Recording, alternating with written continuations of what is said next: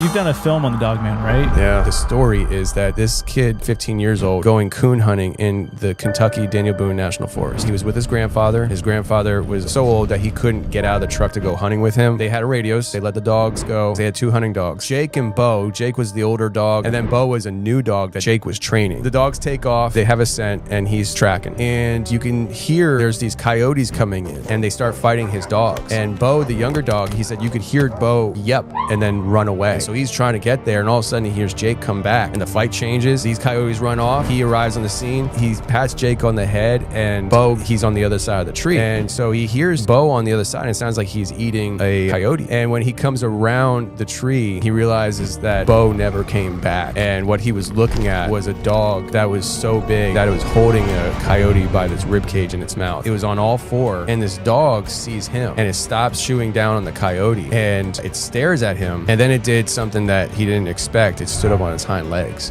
And then the dog took a step forward towards him, but he took off running. This thing took chase. Jake, his veteran dog, interfered. He said that this thing grabbed Jake and just hurled it through the woods, and you could hear Jake's body just crashing through trees. And he's like, my dog is done. He's running, and he trips over like a log or something, and he finds himself on his backside facing this thing. And then out of nowhere, his dog again comes in and broadsides this thing and just viciously starts going after it. And he gets up and he starts running. He seriously hears this thing just tearing his dog to pieces. Oh my God. Like he can just hear it just ripping his dog apart. He's calling for Jake. Come on, Jake, come on. Jake's not coming. He runs to the truck where his grandfather is, and his grandfather's like, what's going on? And he's like, just go, just go. He's telling his grandfather what happened. They get out of the woods. His grandfather said to him, listen, if you're going to hunt these woods, you have to understand there's things about these woods that are not normal. And if you can't come to grips with that, you shouldn't be hunting these woods. Tell him now? Yeah, I know, right? I know.